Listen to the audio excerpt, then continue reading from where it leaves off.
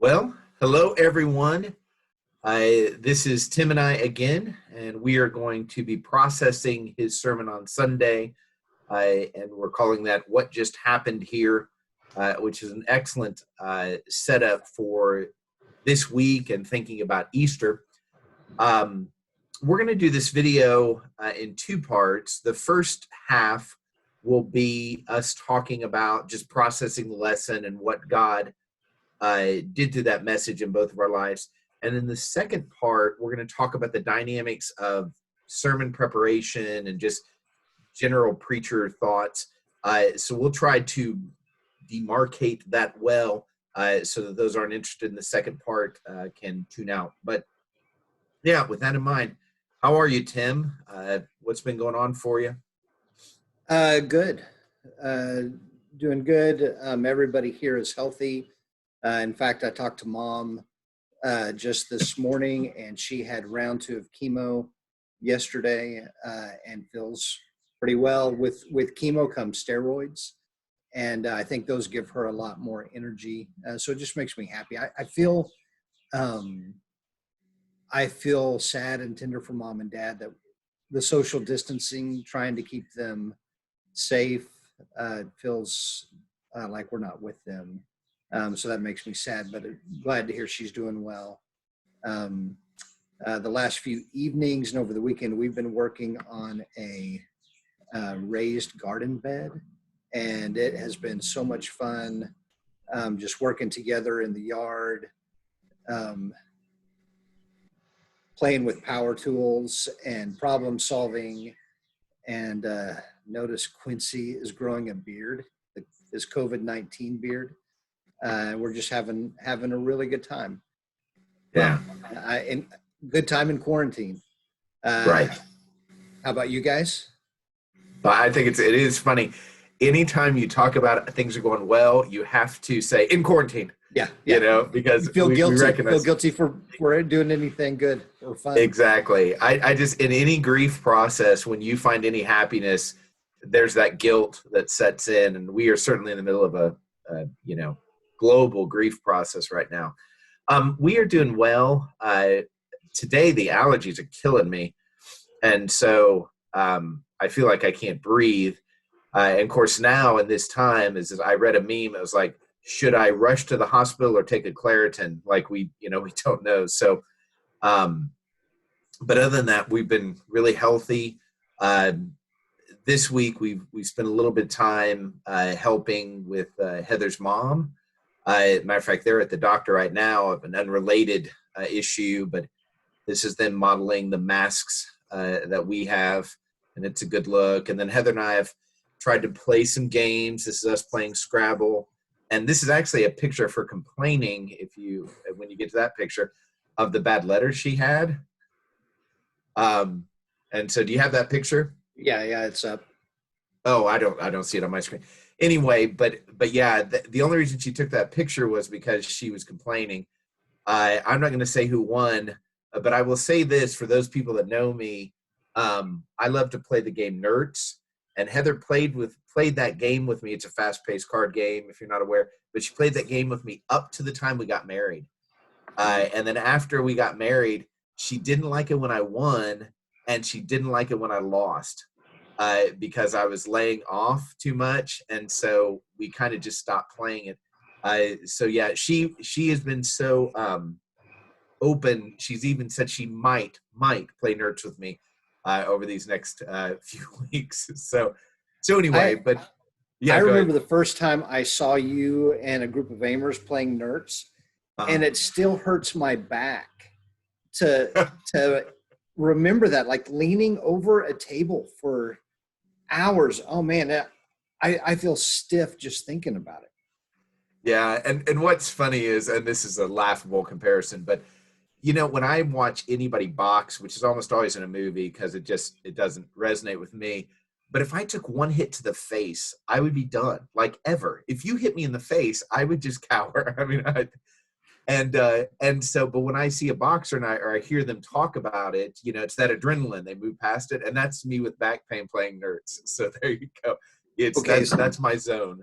So these are for another time, but I have two stories of being punched in the face. And one, the very first time it happened, it was like Superman. Like I was like Superman. And the second time, uh, it wasn't the second time, but it's the second memorable moment. It was like my world stopped. And the kid who punched me, that time we actually had boxing gloves on. He threw his gloves off because he thought he had just um, ended my cognitive advancement in life. He thought Tim's dad is going to be so mad.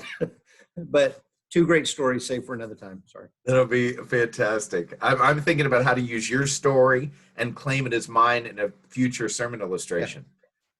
So you better trademark that before I get to it.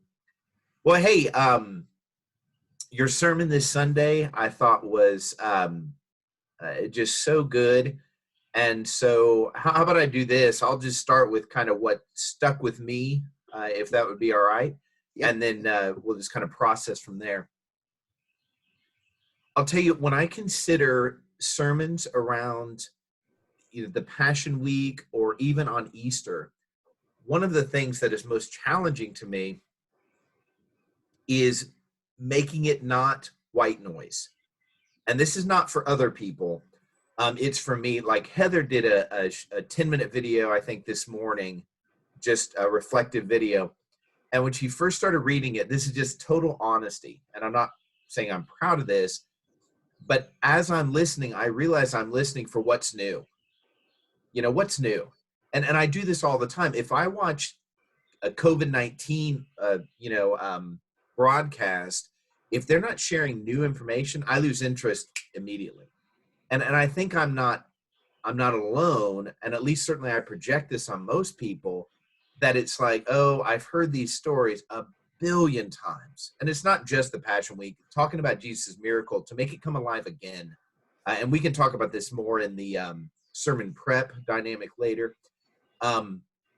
So I loved that approach of the kids asking what just happened here, because it resonates with my experience, and the way you personalized it with the fact that no matter how you do it, the kids would name the best lamb, because for it to be the best lamb, you would take better care of it. So it'd mean to be more close to you. So you name it Speckles, and you know what I mean? And it's just that so human. And that gave me a totally different perspective on things that brought newness. And then the shadow hanging over them. That idea that today is the day for the lamb to be sacrificed. There is this constant in the back, and I touched on this when I talked about John 14 through 17, but it just was magnified in this context of the fact that there's this drumbeat in the background constantly, that this is not going to end well. And by saying that, it so undermines. It's like what you were quoting Richard saying, does this offend you? It should offend you. It should make you so angry. I'll watch movies sometimes, and this is where a lot of my emotion will come out when I'm watching movies, and there'll be an injustice, and especially if it's based on a true story, and they just can't get it right. And man, if at the end of that movie they haven't got it right, I'm angry that I watched the movie. And this is not a story that affects my life or death. But when I sense injustice, and we all have a different perspective on what is unjust, but when I sense injustice, that really elevates that. And it makes it more visceral. And I think it makes it more impacting. And so that's what really, that main thing that you talked about. I mean, there's a lot of good Easter eggs, if you will, the branch and Nazareth. I love that. But man, that's what I'm really carrying with me, is the idea of this is offensive. Something happened here that should not have ever happened. And so I just thought really excellent stuff in that regard. As Yeah. you were processing, yeah, go ahead.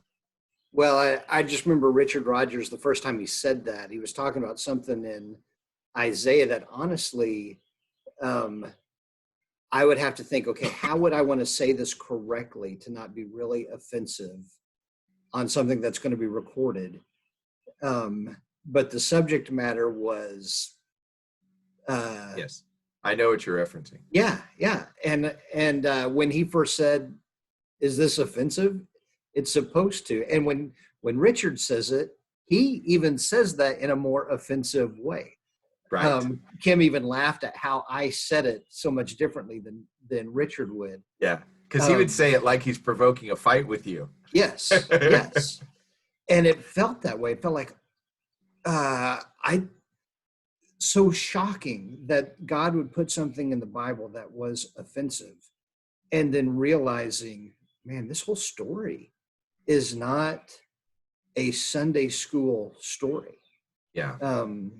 Yeah, the whole series that we did a couple of years ago on This Is Us, and so many stories in there that are just not safe for work stories, or not appropriate to tell the whole thing to every age group. It's just fascinating to look back at the Bible through the lens of, hey, this may not be okay. Yeah. Yeah. I think that is one of the things that really has made an impression on me the last few years, especially in reading the Gospels. And this is really bouncing around in my head thinking about the sermon for this week, is the idea that I have been given, or I have whatever, I've taken on the view that if I'm a mature Christian, then things will progressively move smoother. And what it is that you're taking the American, or I'm taking the American dream, and then adding Christian lingo to it, basically, is the idea if I work hard enough and I pray hard enough and I attend enough services, if I give enough, then things will just smooth out and it'll be happily ever after. So it's American dream, Disney stories, and a little bit of Christian lingo. Yeah. And that is so opposite the experience of the people in the Bible. It is stunning. It's just stunning. I mean, we couldn't work harder to get an opposite message that's in the Bible than the American dream and happily ever after. It is not a dream in the sense that it's easy and flows smooth. It's hard and gets harder. Jesus even says, if you're associated with me, this gets worse for you. Like, there's not a promise that this smooths out, but I think we feel so offended by that. You talk about that. That's where sadly, I get more offended over me not having a smooth life than Jesus going to the cross, until I'm reminded in messages like yours, wait a minute, what should be my offense here? And in this coronavirus, now I'm grateful because of how many people have poured into me and the work that I have done. But I do think there's an underlying sense of offense. This should not be happening to us. And on one hand, that's true. It shouldn't be. We were created to live with Jesus in glory, you know? But on the other hand, there is that dynamic of, why would I expect this to go smooth? Yeah. So two things come up for me there about the kids, that 40 years later or 37 years later, when AD 70 happens, that's horrible. Like that's not like that's the redeeming end of the story. That's a horrible tragedy that maybe they were better prepared for because of the conversations they had around that weekend. Maybe they had perspective. Maybe they had an Easter type vision of what can take place. But that's still, that's Holocaust. So it's even, I feel embarrassed to even compare these things. But in our elder staff meeting this week, we were talking about how much the fire has blessed us, because it gave us a 9-month head start on transition. It threw us into, hey, what's really important, what really matters. And it was difficult, and there was loss, and there was sadness. There was battling our own wishes and emotions, but God definitely used that to help us So we can look at this and go, okay, so what is God using this? How is this going to help us, without the expectation of a Disney ending? Like I think you using that word in the Great American Story. They aren't the same thing as God's story. Yeah, absolutely. I think now I've got stuff happening in my background. People are microwaving food and things. So if that gets too noisy, my apologies. We have real life going on here behind us. Um, yeah, Chris Johnson once said, it just, man, it just opened my eyes. He said, I think that we unknowingly have bought into a Christian Buddhism.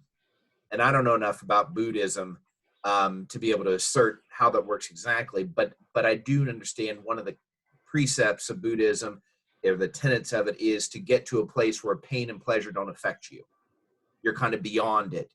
And I think we've taken that on to Christianity. And what really makes me angry about that is the Bible goes to such great lengths to point out it is their suffering and their embracing it, not liking it, but understanding, okay, this is purposeful, that led to maturity. I mean, James 1:2 is so clear, but I think we immediately say, isn't that a nice thought?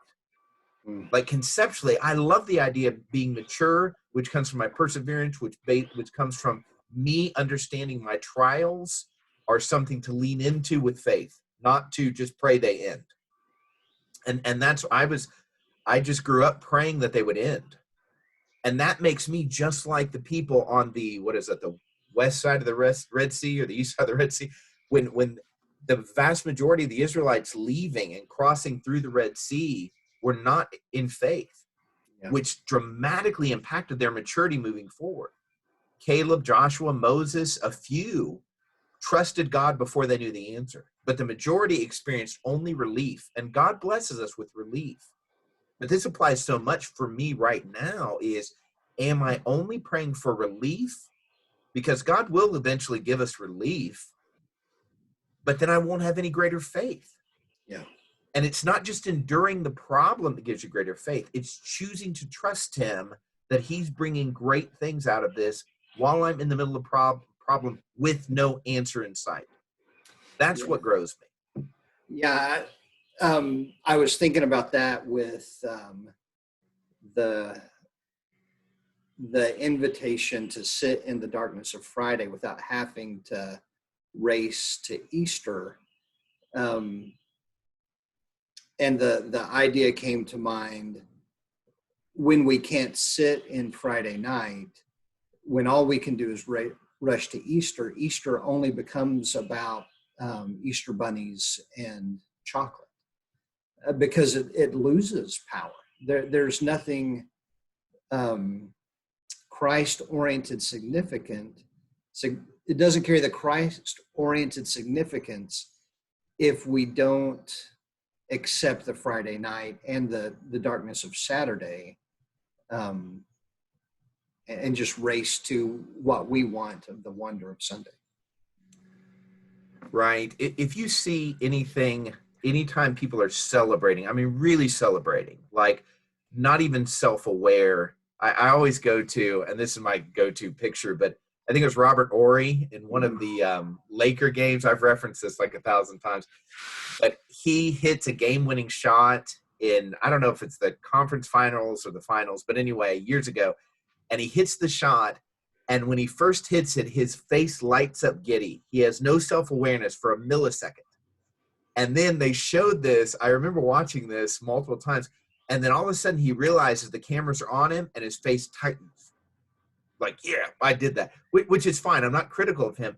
But that first millisecond of sheer joy, when you see people experiencing that, that's because they've really embraced the reality that this is or could be painful. Yeah. And I think when we jump, I love the way you did this on Sunday, where you left it and you said, look, don't rush to Sunday. Stay in this grief. Keep asking yourself, what happened here? And the offense of it. Because I think when we get to Sunday, we don't experience the sheer joy of it, because we haven't internalized the reality of the offense of it, of how absolutely devastating this is. Now you see this in John and Luke. Our readings this week are Luke 24 and John 20, and you see this. I mean, I even pulled out some of those sentences of just, they didn't get it. The apostles, the insiders, they didn't this was so devastating to them. And that's the part that I think we miss, because we're so familiar with, yes, I'm saved. Yes, he went to the cross. And that's, we miss the joy because we don't identify with the awfulness of it, how horrific and horrible it was. And I think that also affects us, how it makes it hard to relate to our common life, because we see the Bible as if it's some movie, and that's a deficit to us. Yeah, this is moving into your sermon, but the Luke 24, where they come back and they explain the tomb's empty, and then they realize Jesus said that would happen. Like they have to hear the teaching on the other side of the application, and then it still says after that, and what the women said didn't make any sense to them. Like there's just this spiraling of, and it's so easy to mock them. But that's where we live. Like I get so frustrated with telling people things and them saying, man, you guys really ought to tell us this. And it's like, we've been saying it. Right. But that's me. I have to have somebody tell me, and then tell me why they told me. And then I experience it. And then they say, now that's why I told you. Right. And it's, it's me. Yeah. That is actually really comforting. I appreciate that application. Something that always just makes me a little crazy is when somebody comes up to me and says, this is something our church should talk about. And I'm like, we have been talking about this for, I don't know, 20 years, I'm like, when I first got here to this church, 17 years ago, we were talking about this. But you're right, until you experience it for yourself, the words are just words. Yeah. And it doesn't resonate. And I think it's a descending, and that's what I mean to say, a deepening experience. Yeah. I remember years ago, I wrote in a journal, I truly believe, and I can't remember what it was, but it was like, I truly believe that Jesus is the Son of God. I mean, I was just really struck with that thought. And then after I wrote it on in my journal, I was like, wait a minute, I have believed that for years, but it's that nature of us, as we are open to God working, he will impact us in ever deepening ways, and we'll understand it deeper, even though we're reading the same words. And I think that's important. You're muted still. So real life is going on at my house too. That's right. Yeah. One moment. Yeah, you're fine.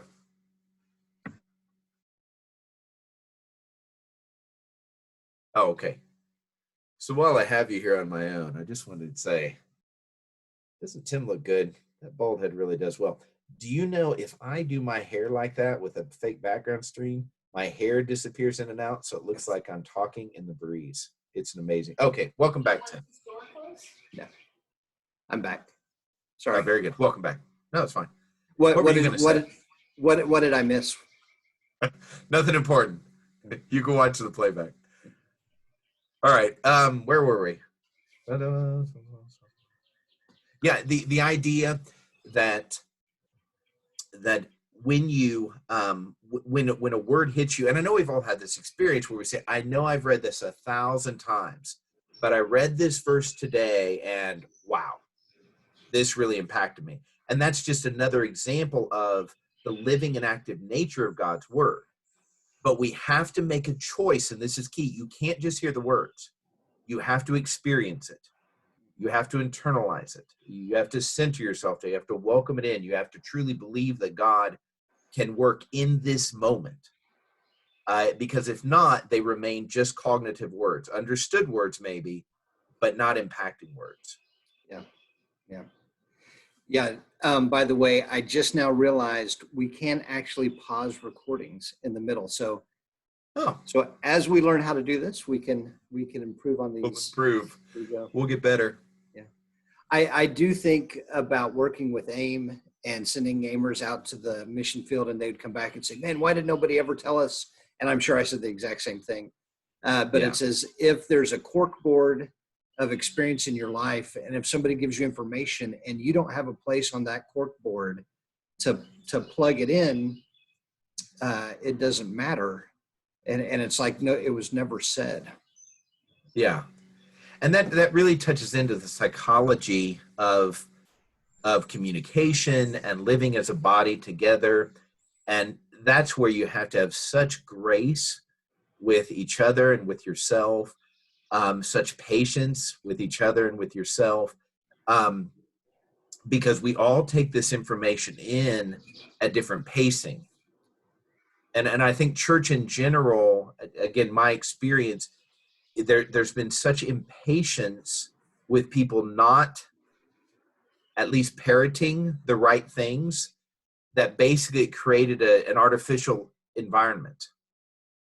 And Jesus didn't rush people. How do I say that? When he said you have little faith, I don't think he was saying you need to pick up the pace. That may be, if somebody wants to argue that, I'll be willing to entertain that conversation. But I think what he's saying is, do you recognize the problem in this scenario? It's not me. It's not Jesus. It's not God. It's you not choosing to have faith in this moment, because if you have even a mustard seed of faith, meaning the slightest inkling of faith, you can do amazing things. So we think about I don't have a lot of faith or I have a little faith. Faith is always a choice in this millisecond. It's not some kind of stored up repertoire, that once you get a big enough bank account, then now you have enough faith to do things. It's making the choice right now. I trust God. Yeah. Because of the word indignant being in there with the Pharisees, that always draws my mind back to Jesus being indignant with his own disciples. And so when I'm reading through there, I'm seeing Pharisees indignant, Jesus indignant, angers everywhere. And then it goes to the disciples. Man, is it after communion? Like right after communion, the disciples are arguing over who's the greatest. And so it seemed to jump out at me. Jesus didn't get indignant there. Like of all places, he's patient and he's waiting on them. Like of all places, I would be indignant, and not yet. This isn't. He's not frustrated with them, or if he is, he's still allowing them to be where they're at, and letting them grow and letting them mature. He doesn't avoid the hard conversations with them, but he doesn't say, well, now I'm out. Now we're done. Right. And I think that it'd be an interesting study just to go through and ask yourself what made Jesus mad and what didn't. Right. Right. Because I think we carry this strong assumption that what made people mad at my church when I was young is what made Jesus mad. Yeah. I can remember a lady storming out of our church service because a guy stood on an empty communion table. And his whole point was, does this table define our relationship with God? And she loud and clear, I mean, I was a teenager, she loud and clear said, that table is the most important thing about my relationship with God. I will shame you. I will make a complete fool out of myself and assume I have the high ground. Hmm. And that's the signal, is what made Jesus mad is not what makes us mad usually. Yeah. What makes us mad is a lot of times their own selfishness. You're inconvenient to me. You're teaching me something that I'm not comfortable with. I don't want to think about this. I don't want to have to wrestle with things. And that's another part of Christianity that sadly has come forward, is the idea that good Christianity means all the things were decided 100 years ago. Hmm. That is the opposite of Jesus making all things new. That is the opposite of his word being living and active. Yeah. That is the opposite of the way he worked with his disciples. If Jesus wanted disciples to do that, he would have started at the very beginning. Here's exactly what you need to know. Jesus, me, I will be crucified. Jesus, me, I will be raised. He didn't do it that way. He let them stumble. Even after he died, they're stumbling. But he didn't say the right thing to do is pretend like you agree with everything I say. Yeah. Yeah. Hey, I have no idea how long we've been going. Yeah, I don't either. I was just wondering if you. So why don't we shift and say we're now going to shift to discussing sermon prep. And so for those of you that aren't interested, thank you for joining us. We're very grateful. And so let's talk sermon prep. Yeah. Yeah. What's on your mind, Tim? You know, I love this job. Part of me loves preaching and part of me hates preaching. I love the piece. Man, for me, there's so much stress in the preparation part. But I love it at the same time that I get to do it. Like I love that a part of my job is to sit with the Word of God and imagine, why does this matter? And I feel like that's even sounds disrespectful to say that, but I feel like what you were mentioning at the very beginning of this, it's not just a repeat of things we've always said or things we've always done, but asking, so why does this matter today? Yeah. So it's a joy to get to do this. Yeah. Yeah, I feel the same way. I was thinking this morning about how it is such a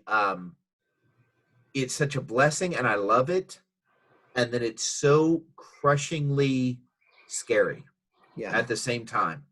And what brings the fear, at least for me, is the dynamic of I'm thinking and I'm reading and I'm praying and I'm studying, but is this going to resonate with hundreds of people?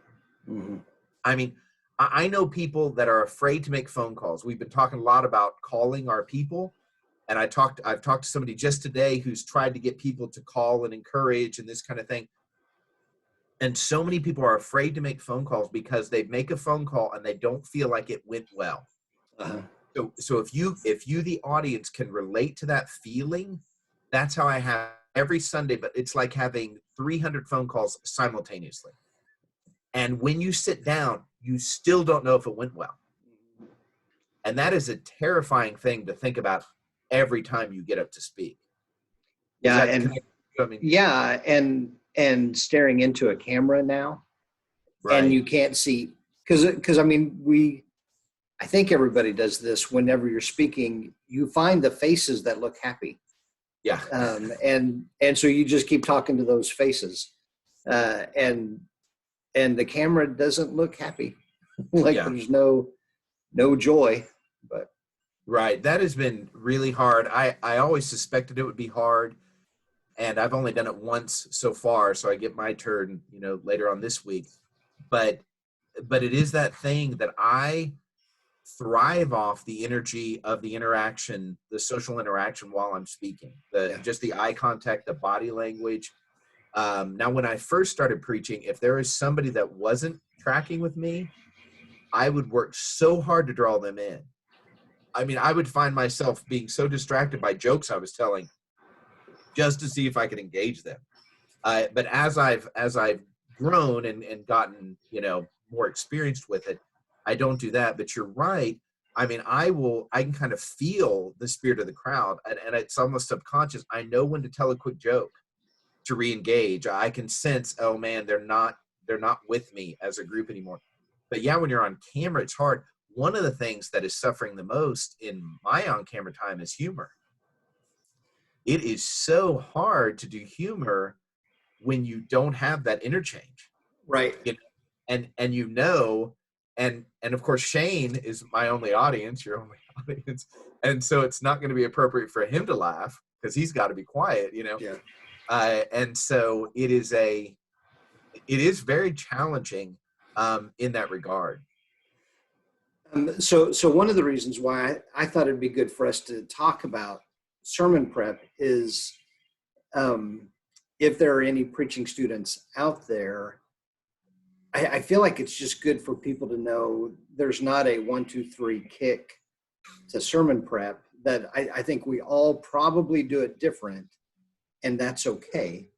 To find your lane and love it. But I'm curious to know, how do you prepare your sermons? Like, what goes into your week to get you ready?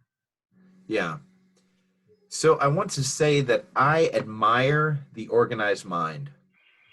I do. I admire it. I read people that will have very ordered. I do this kind of work on Monday and Tuesday and Wednesday, and here's what I do. I have tried that. It is life taking from me. Now, when I first started preaching, I manuscripted almost all my sermons and fundamentally memorized them. I would way over prepare. I would have way too much content. And a lot of people complain about my talking so fast. And that's largely a result of having way too much content. If you'll notice, I have slowed it down with the 15-minute sermon. Now you watch, I'm going to go really fast this next sermon, but I noticed I was talking slower, because I intentionally had less content because we've shrunk our sermon time because of video attention span being less. And so what has happened in the intervening years is once you preach something multiple times, as soon as the subject is brought up, you have, I don't know, I do a dozen lessons in my head, either that I've given or I've heard. And so it's much more of a synthesis process than when I first started. And when I first started, I was very afraid of saying the wrong thing. So I would drill down deep into making sure, do I have this Greek word exactly right? Do I have this context exactly right? And I would kill myself with prep. They were nightmare, but in the last 5-10 years, and a lot of watching Terry preach and seeing kind of how he did it, I will read a text multiple times and I'll note, like I have a list of the things that jump out to me right now of the passages for this Sunday.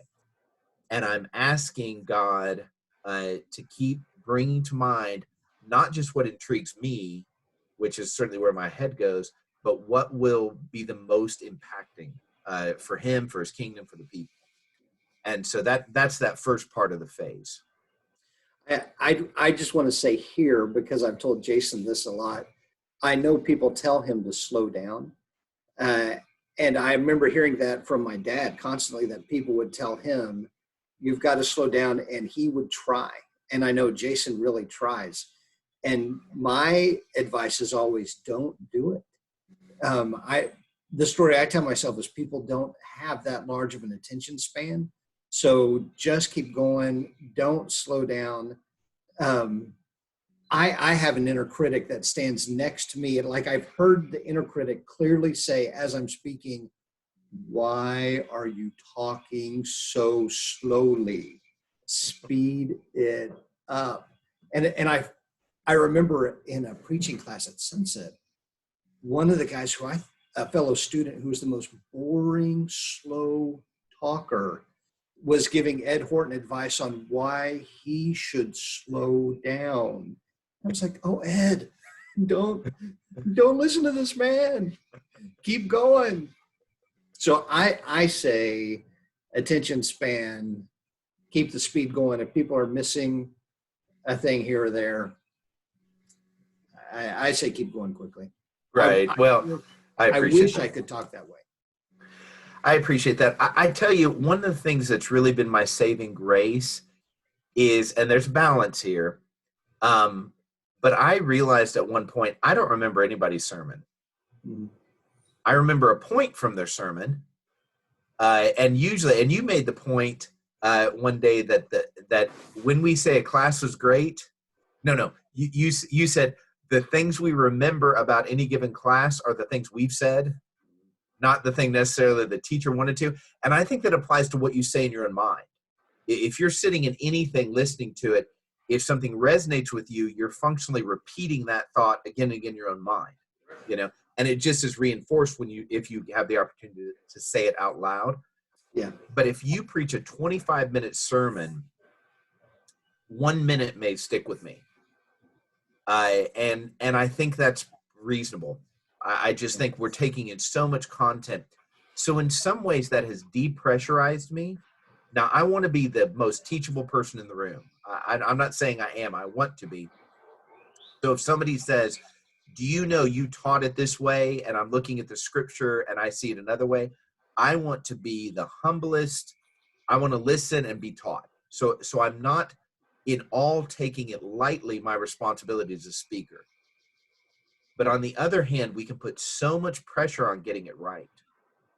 And the thing that I remember Rex Boyle saying that he would sit down from sermons, and this was shocking to me because especially at that time, if Rex Boyles read from a phone book, I'd be like, did you hear him? That's amazing, But I remember him saying one time that there are times that he would sit down and be so depressed because he wanted to do better and he didn't. And man, I can relate to that. I would say at least 50% of the time I'm like, oh my gosh, I'm glad that's over. I wish I would have done better, But then he started to ask himself, why was I doing this in the first place? Was I doing this to feed back to God how amazing and majestic and beautiful he is? Or was I doing it to impress these people? And I'm saying it's not a bad thing to want to impact people, but we can't control that because of what we said earlier. Yeah. You can. Jesus said, there are people that are listening to me all the time that don't hear me, right? Because said, you have ears, but you do not hear. You could have ears to hear. So if Jesus is delivering things like the Sermon on the Mount and people were not listening, hence were not initially impacted, how much more so will that be true of me? So what I can control is, am I worshiping God when I preach?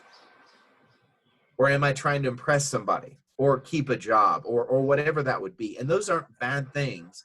It's just they can't be the main thing. Yeah. Yeah. I feel like that has to be every preacher's tightrope, trying to stay on the rope of what does God have to say here, because it's just so easy to read people's faces and they approve or they don't approve. Like I don't know what type of personality isn't impacted by do people accept me or not, and to stay on that rope of that's not the important thing here. God has a message today, and am I leaning into that, or am I leaning into what I think sounds witty or will make me look wise? Yeah. Terry would talk about often, and he wouldn't say it about himself, but he would say it about other preachers, how when you're done preaching, you're exhausted for the day. Mm-hmm. And sometimes that resonated with me and sometimes it didn't, but I always understood what he meant. And it's like I've heard people say often during the pandemic, they're like, why am I so tired all the time? It's because the emotional processing that's happening constantly. You're either experiencing the anxiety and the fear, or you're holding off the anxiety and the fear, and that takes a lot of energy that doesn't register. That's kind of like preaching. In preaching, you're getting up there at this nexus of all these people's experience. I mean, literally, they may be on their phone and they may be sleeping or whatever, but the vast majority are there looking for something, while here you are as an individual trying to walk with God. Yeah. And that can become really overwhelming. And so the idea of feeling exhausted after a sermon, and I hear the same thing from Shane when he pours himself out in praise. And this is not a man just leading songs. Right. This is a guy that I know stands up sometimes, and there are people in the congregation that have hurt him intentionally, and he still chooses to worship God. I mean, that is balancing heaven and hell almost. It's that idea of being so connected with the beauty of God while not pretending like this ugliness doesn't exist. Yeah. And that's exhausting. Man, that takes me to um, when you realize, like you see the needs and how to speak to them, and you realize, well, I've been speaking to the needs of young couples with small kids, and have I been speaking to the needs of the octogenarian who's on the other side of life? And so then you're balancing those two things, and you realize, oh, I wasn't considering the single adult, or I wasn't considering, and man, it's so hard to imagine what each person needs, and I know we can't cover every base. Um, yeah, so it makes me just sit in awe more of Jesus and Scripture, and think, God, even if I'm not doing it, God is covering it. How in the world does He do that? Yeah, and that's a part I've had people say to me, we talked about this topic, but you didn't even mention this. Yeah. And I'm like, I only had 25 minutes. You know what I mean? If you want to give me 3 hours, I'll talk about that. Yeah. But this lack of awareness of how challenging it is, and I would be the same. There's so many people's jobs right now that I have just a vague TV understanding of what they do. Yeah. And I have to remind myself, my listeners mostly have a TV understanding of what I do. And that's where the harsh criticism can come about, well, you only have to work once a week, this kind of thing, that's kind of stereotyping preachers. And I'm grateful Memorial doesn't treat us like this. But that's how would I say this? That's an under awareness of what's really happening. Yeah. And so, yeah, it's just, I would say in terms of my actual prep, after I read, I will and pray, and I'm thinking, and invariably God will give me illustrations that will pop into my head, things from my life that resonates. I've got an illustration I'm pondering for this Sunday that I've used before, but this would be a totally different application. Like I never thought about it from that direction, And so I'm just asking God, okay, is this what's most needed? Because especially now that we only have 15 minutes, I don't have time for a long story. Yeah. So trying to figure out how does this all work together and what's the most worthwhile. But yeah, so I'll start to put it together in a more concrete way. I'll probably write out the verses that I'll reference, so it'll be fresh in my, it'll be right in front of me and kind of as a guide. Every once in a while, if I need if I need to make sure I'm specially focused on something, I'll write it out still, a paragraph of what I want to say, but I rarely read it. Reading throws me. It takes me out of the flow. And I know there are preachers that are good at that. I'm just not. PowerPoint makes me crazy. I mean, I always stumble over PowerPoint. But anyway, but I'll, to get it right, I might write it down and do those kind of things. And then I will run it through in my head. Every once in a while, I'll preach out loud to make sure, okay, here's how this fits and how it sounds out loud. But yeah, and then invariably I'll have 4 or 5 questions that pop up. Like I'll hear myself say something in my mind. I'm like, is that true? And that's where a lot of my study comes in, is me saying, I just said this about Jesus. Is that really true across Scripture? Not just this passage, but across Scripture. And that's where a lot of my study will come out. Man, that's an interesting question. So how often do you preach? Do you preach it out loud?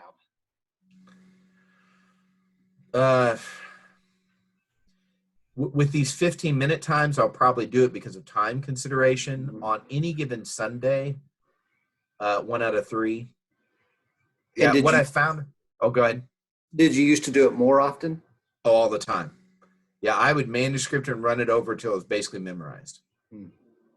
Yeah, early on. Of course, keep in mind, preaching wasn't my primary job when I came to Memorial. So I didn't treat classes like that. So I was preaching, I don't know, 7-8 times a year, maybe, So that was different. When I preached every week at a church for about a year, I didn't do that because it was just too consuming. So a lot of it comes down to how much time you actually have. Yeah. One of the things I did discover, though, is if I preached it as a practice, I would often reflect and think my practice sermon was my best sermon. And so I have found that preaching it fresh, for me, preaching it fresh to an audience without having run through usually makes it more powerful, more immediate. But I think a lot of that has to do with personality. I'm thinking of some men that I really enjoy listening to, who I don't think the way they present their message, they prepare like that. Mm. I think it's much more measured, So. I've got an airplane going over. I'm going to mute myself. So go. All right. I just want to say, if you're still here, which God bless you if you are, but we would love your questions or critique or whatever, because I'd love to respond to actual things that are coming up in your life and your ministry, especially if you're doing preaching, especially if you're a young preacher, or advice, guidance, whatever you think. I will create. This will be a space right here that's an unoffendable zone that we can process this, because if this can be helpful in that way, I certainly want to. Any last words from you? I just love these conversations. I honestly, I feel like who cares about these besides us? But if anybody does, if they have, like, I know our church is reading together these readings that we then preach from. And I think if anybody's engaged in this and you just want to add in the comments, hey, this is what I heard from God when I read the scripture, I feel like that's really important. Yeah. And if there are any other preachers that watch this and go, hey, have you tried this? Leave a comment like this in a way. I feel silly saying this, but there is a lot of art to it. Mm-hmm. And I feel like a novice trying to figure it out. Especially in this changing world. I would have never thought I would have been preaching to a camera. So if anybody has more commentary or tips, leave them in the comments or message. That's right. Excellent. Hey, I do want to give a shout out to Manuel de Oliveira. The scene behind me is Lisbon, Portugal. Manuel de Oliveira is the Hebrew scholar. Just incredible to be on the mission field. In fact, his wife was the first graduate of South African Bible School. Just such a sweet lady. And I remember Manuel saying, oh yeah, she's the one that would tutor me through Hebrew when he went to school after her. But just incredible to get to sit in Lisbon at the feet of him and Doug Hartman and Eddie and Cindy Ewald, Jill Hartman. Just incredible experience in Lisbon. Excellent. Love you, brother. Love you, man. All right. See you next week.